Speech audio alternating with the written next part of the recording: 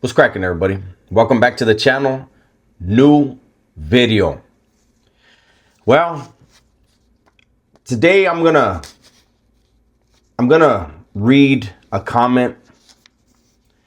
I was going to just respond in the comment section to this person, but I think that there's a lot of people who feel the same way.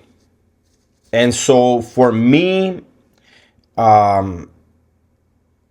I think it's better that I just give my 2 cents and see how you guys react, see what you guys think. So I'm going to put it up on the screen, but I have it written down in front of me. And it's the comment was left by Calidad 5524, Calidad 5524. And Calidad said, Putin started this war. He could end it if he wanted to. Simple as that. All he has to do is get the hell out of Ukraine. Okay. So he left this comment on my video the other day, my last video, where I said Zelensky basically is sabotaging the peace talks, right? The peace treaty, whatever. And again, he says Putin started this war. He could end it if he wanted to. Simple as that. All he has to do is get the hell out of Ukraine. Okay. Now, Calidad, I don't mean to be disrespectful, and anyone who believes what Calidad says, who agrees with what he says, in no way am I trying to be disrespectful, but I have to be blunt. And I think that's what a lot of people are lacking in this world is bluntness. People are so afraid to be blunt and direct. They want to be politically correct, and that's why we have so many problems in the world, right? So the first thing I'm going to say is that is a very superficial understanding, and I use the word understanding very lightly. That is a superficial understanding of what is going on in Ukraine and what goes on with the war machines. We'll just say that, okay? Putin started this war. I'm going to try to break it down in pieces. Putin started this war. No, Calidad. Putin didn't start this war. He may have escalated the war, but he didn't start it. We started it. The United States of America started that war.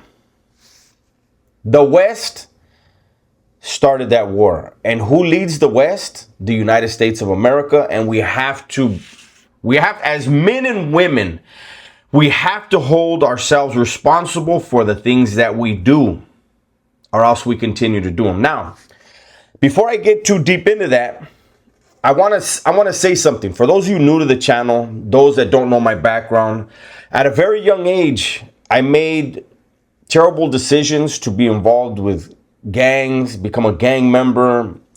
I started going to jail at 13. By 15, I was in the California Youth Authority, which is prison for kids up to the age of their 25th birthday. I did over 3 years in the California Youth Authority, got out for 5 months, and then I was arrested for murder. And I did over 24 years on that case. And luckily, I was given a second opportunity. I've been out. This July will be 8 years. Now, I say that to say this. I was involved for years in prison politics. And in prison is a microcosm of society. Every prison is basically like its own state. There's armies there. There's the politicians there. You know, there's everything there that you have in the free world. It's its own society, its own civilization, right? But the justice is swift. The violence is swift. And it's pretty well known that in prison, you don't stick your nose in politics unless you're willing to take the repercussions. And they are very violent and very swift. And there's a reason for that. Not everyone should be speaking on political matters unless they're involved in the political process and they're extremely knowledgeable in the politics that they've involved themselves in. See, out here in the free world, you don't have that penalty. You don't have that punishment. You don't have that knowledge that you could have your life taken for speaking out of turn, and especially speaking about things you know nothing about. So thankfully, it's not like that in the world. However, there's a flip side. There's a bad side to people just being able to spew nonsense. And I'm not talking about just your average run-of-the-mill citizen. I'm talking about the mainstream media who, or just media period. I don't want to say mainstream, media period, that have an agenda. Every media outlet has an agenda. And if you're not able to see what the agenda is, then you're liable to fall for it. Okay? So, getting back to Putin started this war. Calidad, you're speaking without a depth of knowledge. Okay? The United States started this war. I'll say it again. I already said it. The West started this war and we lead the West. Now, I don't know how old you are, Calidad. I will be 51 years old in a few days. Okay? So I remember the USSR. I remember the drills. I remember the threat of the USSR. Okay?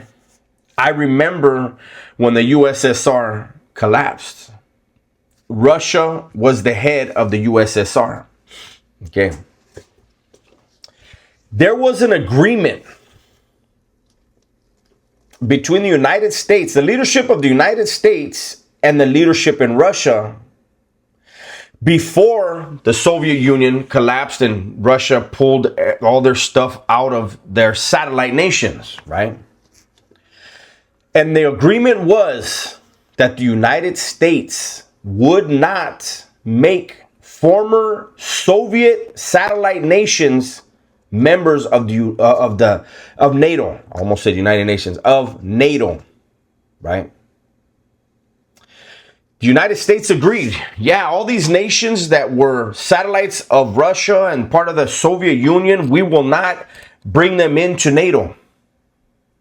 We will not encroach upon your borders. We will not put ourselves, our people, and our weaponry on your doorstep. That was the agreement.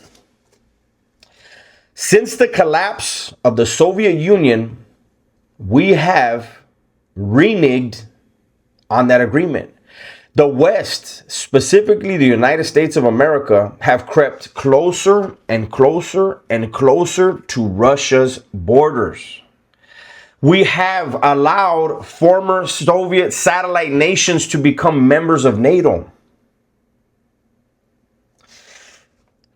And throughout this whole time, Russia has warned us, if you come closer, we will take back land that we gave up. And Ukraine was a sore spot. What have we heard Zelensky say over and over and over? He has said he will give up power. He will step down as president of Ukraine if what? If Ukraine gets accepted into NATO. Zelensky just gave a speech saying United Nations peacekeepers in Ukraine to keep a ceasefire is not good enough. We need NATO troops. The United States in no way, no form, no fashion would allow China or Russia to set up shop in Canada or Mexico. They won't do it. And so is Putin wrong in saying you guys have crept closer and closer and closer? You guys have broken the agreement that we made. And so now I'm going to defend myself. I'm going to do what we've been warning you we're going to do. For 30 years, you crept closer. So now we're going into Ukraine. Putin's not wrong. Just like an American president, I don't care who the president is. If it would have been Biden, if it's Trump, if it's Bush, if it's Obama, I don't care who it is. If a nation who is hostile to our own tries to post up their military and their weapons at our border, we will put a stop to that. And we would not be wrong. Therefore, we can't say Putin's wrong. He said he could end it if he wanted to. Putin could just end this war if he wanted to. So he pulls out of Ukraine, and Zelensky is still going to be there begging for entry into NATO, promising European leaders, promising the United States of America their mineral deals and all this other stuff. Just come to Ukraine, protect us. That is a part of the world that they need to as neighbors, they need to figure out the differences. How about they do deals with each other? I don't know. I'm in the United States of America. I love my nation. I love my country. But I think that those two nations are neighbors. Ukraine cannot defeat Russia. Russia, unless the nuclear option is applied, Russia is not going to be able to just wipe out Ukraine. That would just bring more people into the war. That's what Zelensky wants. That's what the war machine wants. And we should be afraid of that. All he has to do is get the hell out of Ukraine. Again, that would embolden people. That would be a show of weakness that Russia can't defend itself. Russia didn't break their word to us. They may have broke their word to Ukraine, but Ukraine has been used and played by the West for a long time. And Zelensky took it upon himself to drink the Kool-Aid, to think, if we do this, if we engage Russia, if we don't try to make friends with our neighbors, the United States will bail us out. The West will bail us out. We will become part of NATO and we will be unstoppable. We will be untouchable. No, it's time for everyone in NATO, everyone who's a part of NATO, to start pulling their own weight in every way possible.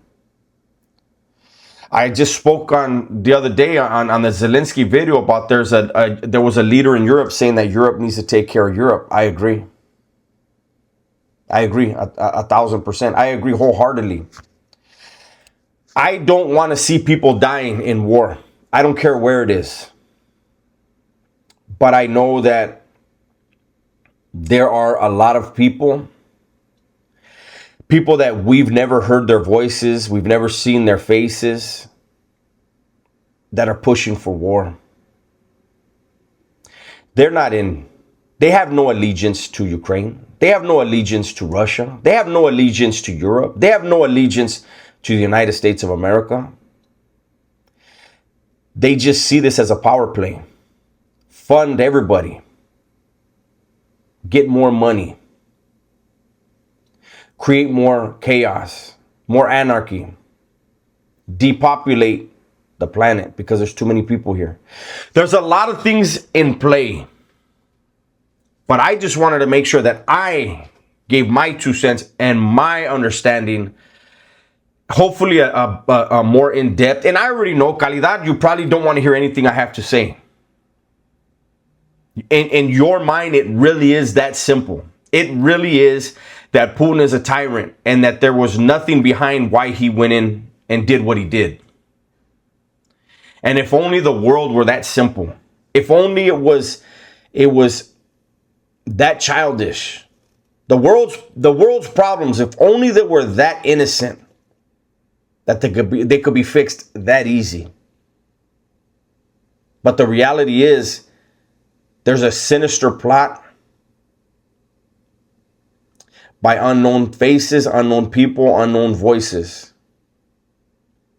And it's important that we, as citizens of Earth, let's just take away national boundaries for a moment and just understand that as citizens of this planet, we have to identify that there are things going on that are not in our interests. Have you ever paid attention that it isn't the nations, the citizenry of the nations at war that hate each other? It is politicians who will not go to the front line, will not fight, who send our sons and daughters into harm's way. And we don't question it enough. So that's my 2 cents. That's my video. Calidad, hopefully I hear from you in the comment section, and hopefully you understand, and anybody that thinks like Calidad, hopefully you understand I'm not trying to be rude, disrespectful. I'm just trying to add a little bit more depth to the understanding. And anyone that sees this video, I encourage you to Google the fall of the Soviet Union, the spoken agreement that we had, that we would never get on their border, on their doorstep. And pay attention to what we've done over the last 30 years to break that promise, to make Russia feel as though we do have bad intentions. It's my video for today. Hopefully you guys enjoyed it. Everybody, please be safe, be smart, and tell the ones you love that you love them.